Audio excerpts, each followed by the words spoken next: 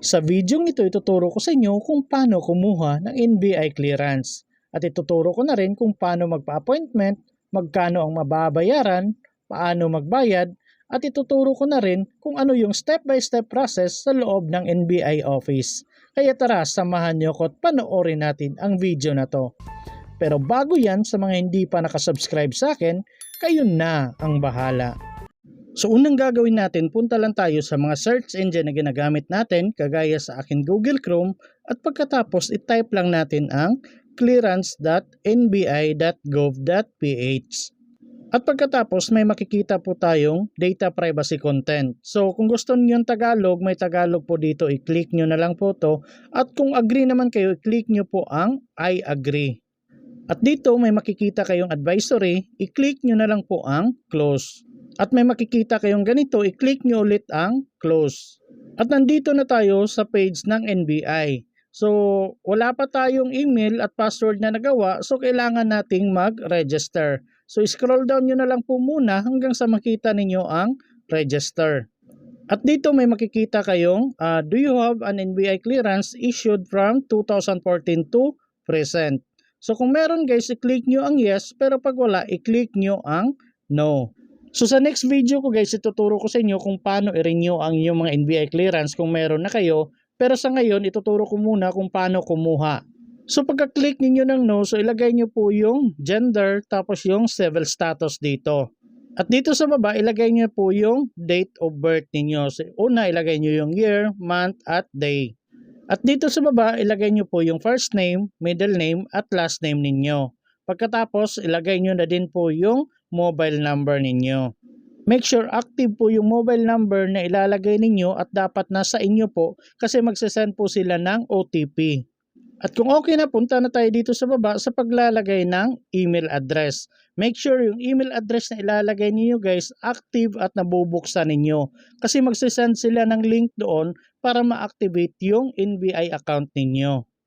So dito ilagay nyo po yung password at confirm password. So make sure madaling matandaan yung password na ilalagay ninyo. At kung okay na, i-click nyo na po itong box katabi ng read and accept the terms of service para ma-checkan. So dito makikita nyo po lahat yung terms of service. So basahin nyo na lang po lahat yan, scroll down nyo na lang po. So kung okay na, i-click nyo ang agree. At dito i-click nyo ang box katabi ng I am not a robot para ma-checkan. So kung okay na at na-review nyo na lahat, i-click nyo na po ang sign up. At pagkatapos may makikita kayong ganito, kaya sabi ko kanina dapat active yung cellphone number na ilalagay ninyo at nakaka-receive ng text kasi magsasend po sila ng OTP. So ganito po yung text na marireceive ninyo. So itong OTP na nandito, ilagay nyo po dito. Then pagkatapos, i-click nyo ang submit. At pagkatapos may makikita kayong ganito, OTP verified successfully. After that, may makikita kayong ganito na nag-send daw sila ng link sa email na nilagay ninyo. Kaya sabi ko kanina, dapat active at nabubuksan yung email na ilalagay ninyo. So pagpunta ko sa aking Gmail account, may nakita po akong email na kagaya nito. So i-click nyo na lang po itong activate account. At pagkatapos may makikita na kayong ganito, activated na daw yung account ninyo. So i-click nyo na po itong login. So dito ilagay nyo po yung email address na nilagay ninyo kanina, tapos yung password na ginawa ninyo. So kung okay na, i-click nyo na po ang sign in. So dito makikita nyo na po yung account information ninyo. So nandito na po yung first name, yung last name, middle name, yung pinilapan nyo kanina, makikita nyo na po dito. So yung nakakulay gray guys, hindi nyo na po pwedeng ma-edit yan.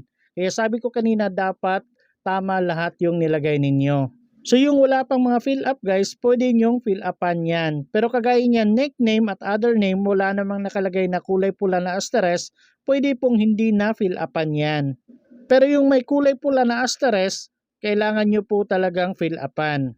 So scroll down nyo na lang po. So kagaya nito, birthplace. So kung nakikita ninyo may kulay pula na asterisk, so kailangan nyong fill upan yan. So ilagay nyo na lang po kung saang lugar kayo pinanganak. Tapos yung citizenship, ilagay nyo na lang po. At dito naman sa contact details, ilagay nyo po yung street, unit, building, village, barangay, city, town, province. In short, complete address po yung ilalagay ninyo dito. At yung cellphone number at yung email address nakalagay na dyan. So scroll down na lang natin. So dito naman tayo sa family background. So ilagay nyo po dito yung father name at father birthplace. Kung wala kayong father, hindi nyo kilala, ilagay nyo po ang NA. Pero pag meron, fill upan nyo po yan. At dito sa baba, yung mother name at mother birthplace.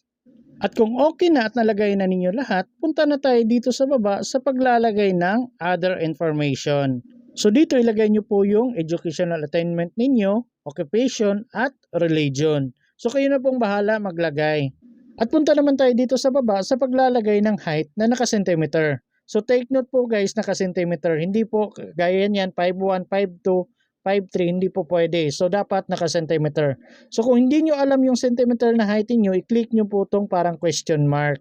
So dito ilagay nyo po yung height ninyo. So kagaya sa akin 5'7", kaya nilagay ko yung 5 sa feet tapos 7 sa inches. So kung okay na, i-click nyo ang okay. So automatic na pong mako-convert yung height ninyo into centimeter. So dito naman sa baba, ilagay nyo po yung weight ninyo. At pagkatapos, i-click nyo tong completion. So kayo na pong bahalang pumili kung ano yung quotes ninyo. At dito sa baba, optional lang po itong identifying marks. Kung may mga balat kayo, pwede nyo pong ilagay dyan. Pero pag wala, wag nyo na pong galawin yan. At pagkatapos, i-click nyo na po ang Save Information. So dito, i-review nyo na lang po lahat ng mga information na nilagay ninyo. And make sure tama po lahat yung mga spelling, tapos yung pagkakalagay ng mga birthday, ganyan, yung pangalan, dapat tama po lahat. So kung okay na, i-click nyo na po ang Submit. Pagkatapos may makikita kayong ganito na successful na daw yung pag-save ng profile ninyo. So ganito na po yung itsura ng homepage ng profile ninyo. At dahil sa gusto nating mag-apply ng NBI clearance, i-click lang po natin ang Apply for Clearance. So dito kailangan ninyong maglagay ng ID. So kailangan nyo i-click tong select sa baba ng Types of ID. So sa ngayon guys, ito po yung mga valid IDs na tinatanggap ng NBI. So basahin at hanapin nyo na lang po kung saang ID meron kayo. So kagaya sa akin, Voters ID or Certificate of Registration lang ang meron ako. Kaya yun po yung pinili ko. At dito naman sa baba, ilagay nyo po yung ID number na nandun sa ID ninyo. And may note pala na nakalagay dito guys, kung ano yung ID na sinubmit ninyo dito, dapat dalhin nyo po pagpunta ninyo sa NBI for verification. At kung okay na at nalagay na ninyo, i-click nyo na po ang I agree. At dito may makikita po kayong important reminder. So pagkapili daw ninyo ng payment option, may bibigay daw silang reference number sa inyo. So dapat screenshot or isulat nyo yung reference number ninyo kasi magsisilbi din itong gate pass pagdating ninyo sa NBI. At mas maganda daw, bayaran nyo na lang agad para iiwas pila na lang kayo pagdating doon. So kung okay na, i-click nyo na po ang close. So dito mapupunta tayo sa pagpili ng schedule. So kailangan natin pumili ng NBI branch. Pero mas maganda guys, i-type nyo na lang dito kung saang branch kayo malapit. Kagaya sa akin Davao, kaya yun yung tinype ko. So kung nakapili na po kayo ng branch kung saan kayo pupunta, makikita nyo na po yung mga available na araw na pwede kayong pumunta. So dito pwede kang pumili kung anong petsa, tapos pwede kayong pumili kung umaga or hapon ba kayo pupunta. Wala pong oras yan guys, basta umaga or hapon. So kagaya sa akin, Friday ng hapon ako pupunta, kaya yun ang pinili ko. At kung nakapili na kayo ng araw at oras, scroll down nyo na lang po, at dito sa baba makikita nyo kung magkano yung mababayaran. So kagaya niyan 130 pesos. Tapos dito sa baba makikita nyo yung appointment schedule ninyo. Tapos dito sa baba naman makikita ninyo kung saan kayo pwedeng magbayad. So dito pwede kayo magbayad ng over the counter, online bank, cash payment, EasyPay, 7-Eleven, Visa, GCash, PayMaya, ShopeePay at DragonPay. So kayo na pong bahala kung saan kayo komportableng magbayad. Sa akin, ginamit ko GCash kaya yun ang pinili ko. At pagkatapos may makikita kayong payment reminder. So basahin nyo na lang po yan. Then pagkatapos i-click nyo ang proceed. At pagkatapos i-review nyo ang transaction summary. Kung okay kayo sa payment, tapos yung oras at date, kung okay naman yung area, yung branch, i-click nyo na po ang proceed to payment. At pagkatapos kung may makikita kayong ganito, unable to process this transaction, please try again later. I-refresh nyo na lang po ng i-refresh hanggang sa maging okay yung system nila. Pero kung wala pa rin, try nyo na lang po mga ilang oras tapos ulitin nyo lahat ng mga process hanggang sa maging okay. Pero kung pagka-click ninyo ng proceed to payment at may makikita na kayong reference number, so screenshot nyo na po to kasi ito na po yung reference number ninyo once magbayad kayo at pupunta kayo sa NBI branch. So kung kanina 130 lang yung nakikita nating pwedeng bayaran. Pero ngayon, ang kailangan nating bayaran, NBI clearance fee is 130. Tapos may additional siya na system fee na 30 pesos. So yung total na mababayaran natin is 160 pesos. Pero if ever guys, hindi nyo na screenshot or nasulat yung reference number, pwede nyo pa rin yung makita. I-click nyo na lang po dito sa transactions. So dito makikita nyo po ulit yung reference number ninyo. At ngayon punta naman tayo sa ating GCash account para magbayad. So i-click lang po natin tong bills. At pagkatapos i-click nyo ang government. At dito scroll down nyo na lang po at hanapin ninyo ang NBI.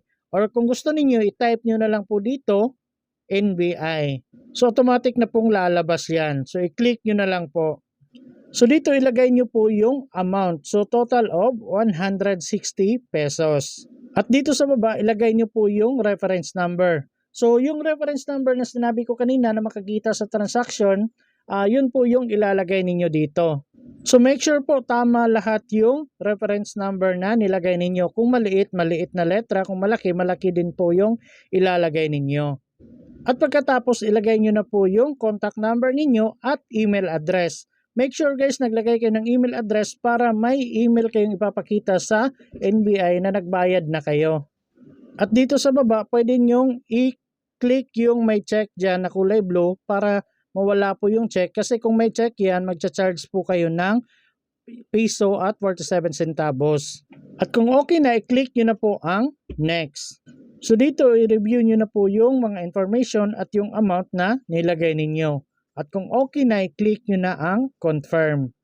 At kung nakabayad na kayo at pumasok na sa system nila, makikita ninyo sa transaction yung pending ay magiging paid na ito. So may 4 po na steps ang pagkuha ng NBI clearance. So yung unang step ay nagawa na natin yung online registration at yung pangalawa ay yung payment at tapos na rin natin yon. So yung pangatlong step ay yung encoding and biometrics. So kailangan nating pumunta sa NBI branch na pinag-registeran natin. So dapat tayong magdala ng 2 valid IDs for verification. So take note guys, dapat magdala kayo ng 2 valid IDs. At pagkatapos ma-verify, kukunan na kayo ng litrato at fingerprints. At kung okay na, punta na tayo sa 4th step, which is yung releasing. Kung may hit kayo, depende kung ilang araw kayo pababalikin. Pero kung okay naman, walang hit, pwede nyo nang makuha yung NBI clearance niyo.